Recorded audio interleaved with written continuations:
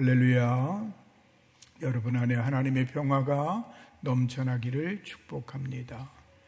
이사야 11장 6절로 9절 말씀에 이사야가 말하고 있는 평화의 나라에 관한 내용들이 담겨 있는데요.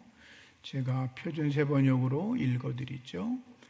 그때에는 이리가 어린 양과 함께 살며 표범이 새끼 염소와 함께 누우며 송아지와 새끼 사자와 살진 짐승이 함께 풀을 뜯고 어린아이가 그것들을 이끌고 다닌다. 암소와 곰이 서로 벗이되며 그것들의 새끼가 함께 누우며 사자가 소처럼 풀을 먹는다. 젖 먹는 아이가 독사의 구멍 곁에서 장난하고 젖된 아이가 살무사의 굴에 손을 넣는다. 나의 거룩한 산 모든 곳에서 서로 해치거나 파괴하는 일이 없다. 물이 바다를 채우듯 주님을 아는 지식이 땅에 가득하기 때문이다. 아멘. 이사야가 예언한 평화의 나라에 관한 말씀입니다.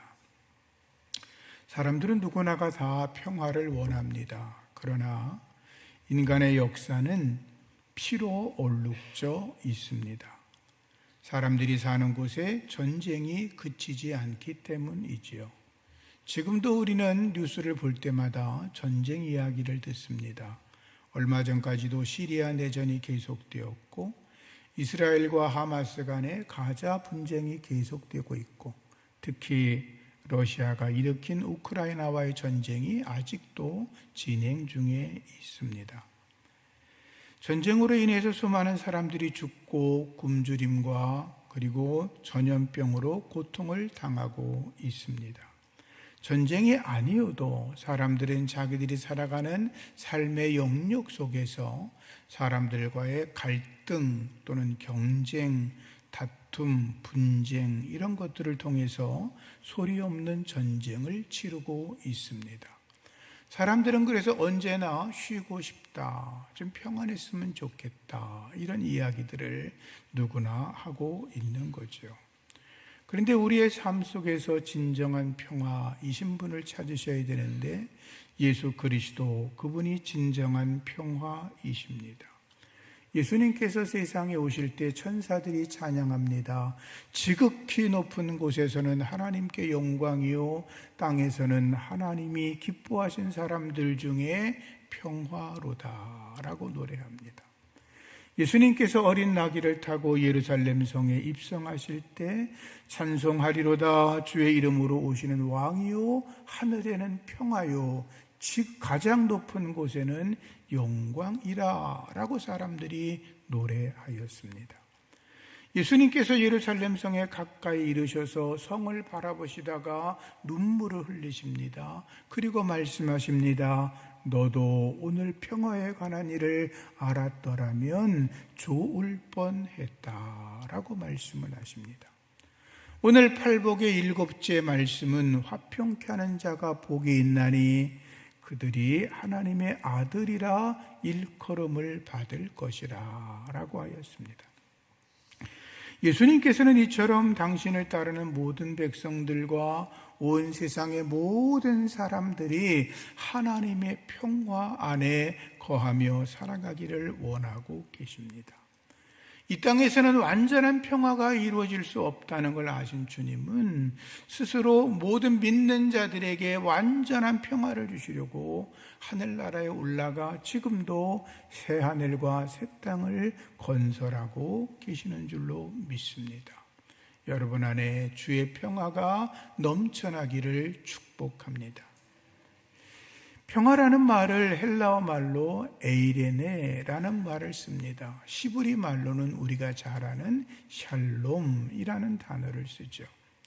이 샬롬이라고 하는 말은 하나님과 나와의 관계, 그리고 나 자신과의 관계, 나와 이웃과의 관계 속에서 만들어지는 평화를 이야기하는 것입니다. 특별히 이 샬롬은 하나님과의 관계 속에서 내 안에 영적인 거룩한 평화가 만들어지는 것을 평화라고 이야기하기도 합니다. 이러한 관계 속에서 우리가 하나님 안에서 정의와 자유, 평등, 그리고 번영, 이런 것들의 화평이 이루어지는 것을 샬롬이라고 하죠. 샬롬에 대해서 조금 더 말씀을 드리면, 샬롬은 말 그대로 평화 또는 안녕, 이런 의미를 가지고 있습니다. 샬롬은 전쟁이 없는 상태를 말하는 것은 아닙니다. 예를 들어 지금 러시아와 우크라이나가 전쟁을 하고 있습니다. 전쟁이 그치고 휴전을 하든지 종전을 하게 되면 우리는 그럴 겁니다. 전쟁이 그치고 평화가 찾아왔어 라고 말을 합니다. 그러나 성경에서 말하는 평화는 그런 단계를 이야기하는 게 아니고 그보다 훨씬 더 높은 차원의 평화를 이야기하고 있습니다. 라틴어 말에 팍스 로마나라는 말이 있습니다. 이것은 로마 제국이 전쟁을 통해 영토 확장하던 것을 잠시 멈추면서 로마 제국의 큰 평화와 번영을 가져왔던 시기를 이야기합니다. 기원전 27년부터 기원 후 180년까지 약 200년 동안 로마는 외적에 밖으로 나가 정복전쟁을 하지 않았습니다. 그러나 여전히 국경에서는 전투가 벌어졌죠. 그래서 이때의 황제, 초대 황제가 아우구스투스였기 때문에 이 팍스 로마나를 아우구스의 평화라고도 말하기도 합니다. 그런데 이때 로마는 유례없는 태평성대를 누렸습니다. 예를 들면 이런 거지요. 지배계급들은 너무나 좋았습니다. 전쟁하지 않으니까. 물론 일반 백성들도 전쟁하지 않으니까 좋았습니다. 지배계급들은 태평성대였는데 반대로 로마 제국의 지배를 받던 식민지 민중들은 여전히 로마의 폭력과 착취로 인해서 고통을 당하고 있었습니다. 모든 사람들이 평화를 누려야 하는데 지배계급들, 가진 자들에게는 평화가 있었지만 그들에게 억눌리고 학대당하고 착취당했던 일반 시민들에게는 그런 평화가 없었던 것이죠. 힘의 논리에 의한 평화, 이것을 성경은 샬롬이라고 말하지 않는 것입니다. 샬롬이라고 하는 것은 어떤 경우에 있어서도 저해되지 않는 정신적이고 영적이고 또한 육체적인 자유를 누리는 상태를 샬롬이라고 이야기합니다. 아브라함이 약속의 땅에 정착했을 때 블레셋 왕 아비멜렉이 아브라함을 계속 괴롭힙니다. 그러나 아브라함은 그들과 다투지 않습니다. 싸우지 않습니다. 그냥 양보하고 물러섭니다. 아브라함의 아들 이삭은 여러 번 우물을 뺏깁니다. 그러나 다투지 않습니다. 싸우지 않습니다. 우물을 내놓으라고 그렇게 억지를 부르면 우물을 내주고 새로운 곳으로 떠났습니다. 그런데 성경을 보면 아비멜렉이 이삭을 향하여 이렇게 말합니다.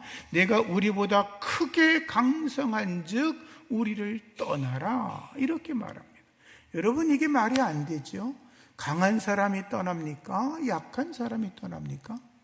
약한 사람이 강한 사람에게 밀려서 도망을 가거나 딴 데 가 사는 게 원칙인데, 여기 아비멜렉은 이삭에게 말합니다. 내가 우리보다 훨씬 강하니 딴 데 가 살아라, 이렇게 말하는 거예요.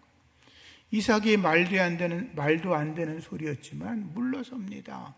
우물을 달라고 그럴 때마다 우물을 줍니다. 새로운 곳에 가서 에색, 신나, 르호봇의 우물을 계속 팝니다. 그리고 또 떠나서 이제 그가 브엘세바 또 다른 우물을 파게 되는데 그곳에서 생활하고 있을 때 아비멜렉이 찾아옵니다. 그리고 이렇게 말합니다. 우리 서로 평화조약을 맺자. 나도 너희를 침공하지 않을 테니 너도 침략하지 마라 라고 말을 하면서 너는 하나님께 복을 받은 자라고 이야기를 합니다. 그 조약을 맺고 나서 아비멜렉도 떠납니다. 그리고 이삭도 자기 길로 갑니다. 그때 평안하다는 표현이 나오는데 바로 그런 것을 샬롬이라고 이야기합니다. 다투지 않았습니다. 그냥 뒤로 물러섰습니다. 그런데도 하나님께서 그에게 주는 놀라운 축복과 번영, 삶의 은혜를 경험하고 살아가는 것, 그런 것을 샬롬이라고 성경은 표현한 것입니다. 주님과 동행하시면서 샬롬의 은혜를 누리시기를 축복합니다. 두 번째 샬롬은 흔들리지 않는 반석 같은 믿음을 가질 때 샬롬이라고 이야기합니다. 다윗이 치열한 전쟁터에서 사선을 넘어서는 그런 어려움을 날마다 겪었습니다. 다윗은 날마다 전쟁터에서 살았습니다. 그런데 그 죽음이 눈앞에서 왔다 갔다 하는 그 틈바구니에서 다윗이 뭐라고 고백을 하냐면, 내가 사망의 음침한 골짜기를 지날지라도 해를 두려워하지 아니하는 것은 주께서 나와 함께 하심이라. 아멘. 죽음의 위기 앞에서도 흔들리지 않았습니다. 죽음의 공포가 내게 찾아왔지만 강하고 담대한 믿음으로 주님이 나와 함께 하시니 죽음이 나를 엄습할 수 없다고 하는 강한 담대함, 내적인 평안을 가진 것, 그것을 가리켜 샬롬이라고 했던 것입니다. 킹 제임스 버전에 두려워하지 말라라고 하는 말씀이 365번 나온다 그럽니다. 참 공교롭지요. 날마다 우리가 인생을 살아가면서 근심합니다. 걱정합니다. 불안해합니다. 두려워합니다. 그런데 하나님의 말씀은 날마다 두려워하지 마라. 내가 너와 함께 있다. 내가 너를 지켜주겠다. 내가 너와 동행하면 너의 모든 근심, 걱정, 염려가 사라질 거라고 말씀하고 있는 것입니다. 이사야 선지자는 이렇게 말했습니다. 주께서 심지가 견고한 자를, 믿음이 견고한 자를 평강의 평강으로 인도하신다. 그가 주를 의뢰함이기 때문이라고 하였습니다. 주님 안에서 심지가 견고해지고 믿음이 견고해져서 하나님의 평강을 누리며 살아가시기를 축복합니다. 세 번째 샬롬은 죄가 없는 상태를 말합니다. 사람들은 죄를 지으면 불안합니다. 그래서 도둑질한 사람들에게 그렇게 말하죠. 도둑이 제발 저린다, 그런 말을 하잖아요. 죄를 지은 사람들은 평안하지 못합니다. 죄를 지으면 불안합니다. 그 불안을 이겨내려고 그들은 어떤 행위를 합니까? 쾌락을 즐깁니다. 죄를 합리화합니다. 자기를 향하여 죄인이라고 말하는 그 사람을 유혹하고 그에게 쾌락을 주고 그도 죄 가운데 빠지게 만들고 너나 나나 똑같은 존재라고 죄를 합리화시킵니다. 술, 마약, 도박, 중독, 음란들을 통해 더욱더 죄 가운데 빠진 사람들은 겉으로는 행복해 보이지만 그들의 심령은 불안해서 견딜 수가 없는 것입니다. 자기 영혼을 사탄에게 팔아넘겼으니 그들이 평안할 리가 없지요. 그런데 죄인으로 살던 자가, 악한 행위를 날마다 하던 자가 어느 날 예수를 나의 주로 믿고 성령의 은혜를 받고 자기 죄를 기도하며 다 회개하고 나면 그들의 입에서 나오는 말이 뭡니까? 죄짐에서 벗어났다는 것입니다. 여러분도 다 경험하셨죠? 죄의 눌림 속에 있다가 하나님 앞에 회개하고 눈물로 통에 자복하고 회개하고 나니까 내 영혼이 어때요? 새털같이 날아갈 것 같다 그러잖아요. 죄에서 벗어나야 우리의 영혼의 평강이 찾아온다라고 하는 거죠. 여러분 심령 속에 죄의 짐이 사라지기를 축복합니다. 불안과 공포가 사라지기를 축복합니다. 그러면 심령이 천국이 됩니다. 하늘의 기쁨과 평화로 가득합니다. 그게 바로 샬롬이라고 하는 것입니다. 예수님께서 세상에 오셔서 인간의 모든 죄를 용서하셨습니다. 바로 그것이 샬롬이라는 것입니다. 그 샬롬을 경험한 사람들은 세상 사람들이 경험하지 못하는 하나님의 평안을 누리며 살아갑니다. 그래서 예수님 말씀하십니다. 평안을 너희에게 끼치노니 곧 나의 평안을 너희에게 주노라. 내가 너에게 주는 것은 세상에 주는 것과 같이 아니하니라. 너희는 마음에 근심하지도 말고 두려워하지도 말라. 주님의 말씀입니다. 샬롬은 하나님의 질서 안에 있는 것입니다. 이사야 32장 17절 말씀에 공의의 열매는 화평이요 공의의 결과는 영원한 평안과 안전이라 라는 말씀이 있습니다. 여기서 말하는 화평이 샬롬입니다.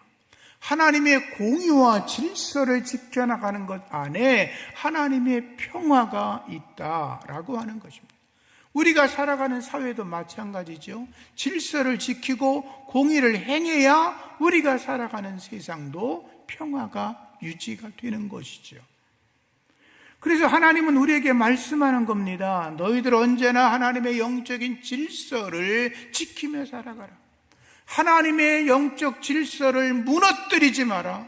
하나님의 영적인 질서를 무너뜨리는 곳에는 하나님의 평화가 존재하지 않는다라는 거죠.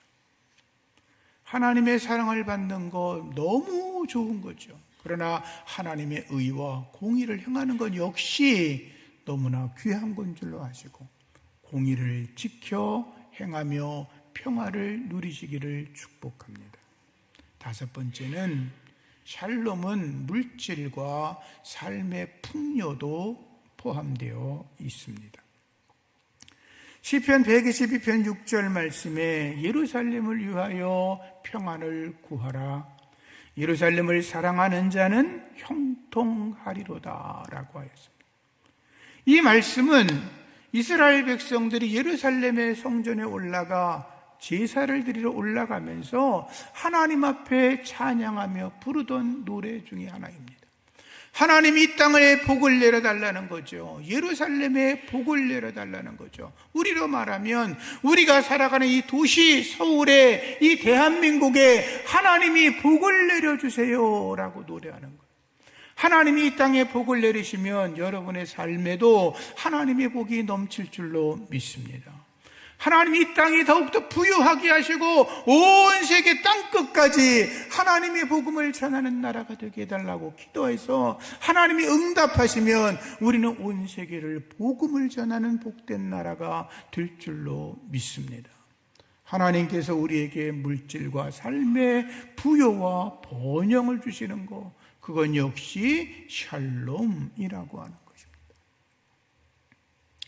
그런데 우리가 아는 것처럼 샬롬은 사람의 힘으로만 되는 것은 아니죠. 죄로 가득한 인간들의 머릿속에서는 참된 평화가 나올 수가 없어요. 그래서 앞에서 말씀드린 것처럼 평강의 왕이신 예수 그리스도, 그분을 내 안에 모셔드리고 그분의 말씀을 따라가는 사람들에게 하나님의 평화가 있다라고 하는 것입니다. 로마서 5장 1절 말씀에 그러므로 우리가 믿음으로 의롭다 하심을 얻었은즉 우리 주 예수 그리스도로 말미암아 하나님으로 더불어 평화를 누리자라고 말씀합니다. 로마서 12장 18절에 할 수 있거든 너희로서는 모든 사람과 더불어 화평하라. 히브리서 12장 14절 말씀에도 모든 사람과 더불어 화평함과 거룩함을 따르라 말씀하였습니다. 여러분 안에 주님이 주시는 평화, 여러분 안에 하나님이 주시는 거룩함의 영성이 가득하여서 날마다 주님과 동행하면서 항시봄의 은혜로 살아갈 수 있기를 축복합니다. 주님은 우리에게 화평케 하는 자가 복이 있다고 했습니다. 고린도서에 보면 화평케 하는 직책을 주셨다고 말씀하고 있죠. 이것은 화평을 실천하고 행하는 자가 되라는 말이에요. 아, 평화로운 게 좋지. 나 그거 평화가 너무 좋아. 이렇게만 말하는 것이 아니라 나는 평화주의자야 라고만 말하는 게 아니라 그 평화를 직접 행하는 자가 되라고 말씀하는 것입니다. 이 화평케 한다는 말에는 중재한다, 중보한다는 의미가 담겨 있어요. 예수님은 하나님과 사람들 사이에 중보자이셨어요. 하나님과 우리 가운데 죄로 막혀있던 그 담을 허시고 막힌 담을 허물어내시고 하나님과 우리를 하나로 연결하셨어요. 그래서 평화가 찾아왔어요. 죄인인 우리들에게. 그렇게 주께서 평화를 중재한 자가 된 것처럼 우리가 중보자의 삶을 살아야 한다는 거죠. 다툼이 있는 곳에, 갈등이 있는 곳에 들어가 중재자가 되고 평화를 만드는 자가 되라. 예수님처럼 낮아지고 겸손하고 자기를 비우고 그리고 모든 이들에게 자신을 내어주는 그런 거룩한 삶을 살아가라. 예수의 삶이 곧 우리들의 삶으로 이어져야 될 줄로 믿습니다. 이스라엘 백성들이 광야에서 금송아지를 만들었죠. 모세가 산에 올라가서 하나님을 만나 십계명과 율법을 받고 있을 때 이스라엘 백성들은 그거 참지 못하고 땅에서 금송아지를 만듭니다. 먹고 놀고 마시고 떠들고 춤추면서 이 금송아지가 애굽에서 너희를 인도한 신이라고 하면서 섬기라고 이야기를 하죠. 근데 하나님이 아셨어요. 하나님이 진노하셨어요. 얼마나 화가 나셨냐면 모세에게 그럽니다. 모세야, 네가 애굽에서 데리고 나온 백성들을 다 죽여버리고 그리고 너 한 사람을 통해서 내가 새로운 나라를 세우고 새로운 역사를 쓰겠다고 말씀하세요. 모세가 그 말을 듣고 깜짝 놀랍니다. 하나님, 아닙니다. 절대로 안 됩니다. 하나님께서 하나님의 백성을 애굽 땅에서 끌고 나오셨는데 만약 그들이 광야에 다 죽여버리시면 사람들이 말하기를 하나님이 이 백성을 광야에서 죽이려고 데리고 왔다고 말하지 않겠습니까? 하나님, 제가 대신 회개하며 기도합니다. 이 백성을 살려주시기 바랍니다. 이 백성을 살려주시는데 내 이름을 생명책에서 지워버려서 내가 지옥에 갈지라도 이 백성을 살려달라고 중보하며 기도합니다. 하나님이 모세의 기도를 들으시고 마음을 돌이키십니다. 이스라엘 백성들을 살려주십니다. 여러분, 모세가 이렇게 말해도 됐을 거예요. 너 이놈들 하나님을 대적해?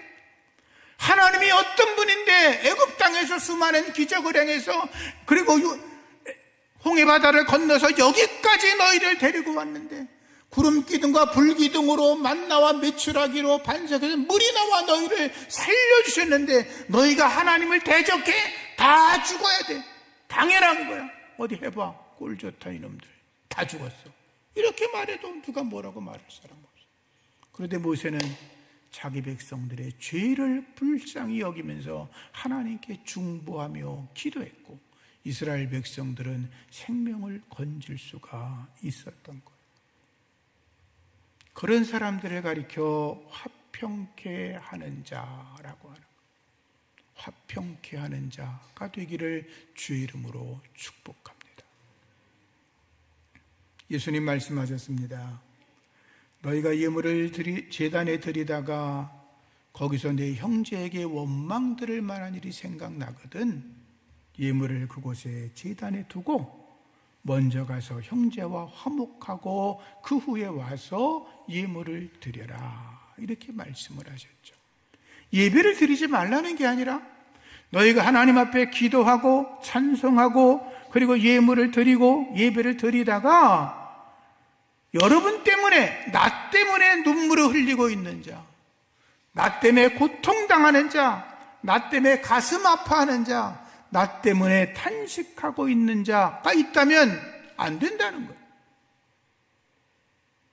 너희들이 그렇게 잘못된 관계를 맺고서 하나님 앞에 나와 거룩한 척하면 하나님이 그 예배 안 받는다는 거잖아요. 그렇기 때문에 너희가 먼저 가서 화해하고 화목하라고 주님이 말씀하고 있는 것이고 바로 그런 자가 화목케 하는 자, 피스메이커가 된다고 하시는 거죠.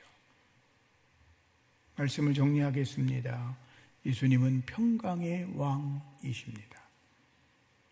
그분은 막힌 담을 허시고 하나님과 우리 사이에 화목을 이루셨습니다. 우리는 평강의 왕이신 예수님을 닮아가야 합니다. 하나님과 화평하고 성도들과 화평하고 이웃과 화평하고 나 자신과 화평하며 살아가야 합니다. 사도행전을 읽다 보면 초대교회 성도들이 날마다 마음을 같이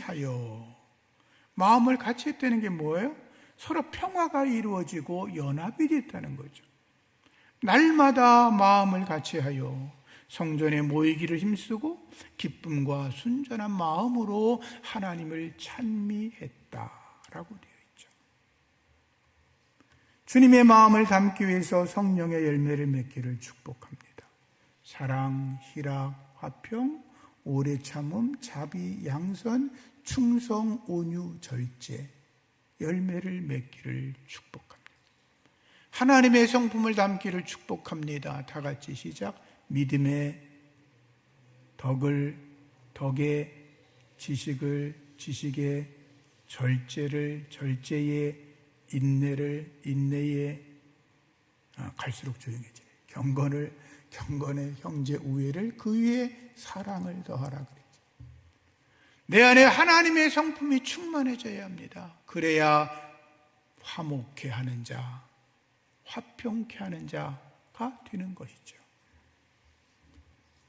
세상 사람들이 우리가 그렇게 살아가면 아비멜렉이 아브라함에게 또 이삭에게 너는 과연 하나님께 복을 받은 자다 라고 이야기를 했는데, 우리가 화목케 하는 자가 되면 세상 사람들이 여러분들을 보고 하나님의 아들이라고 이야기할 줄로 믿습니다.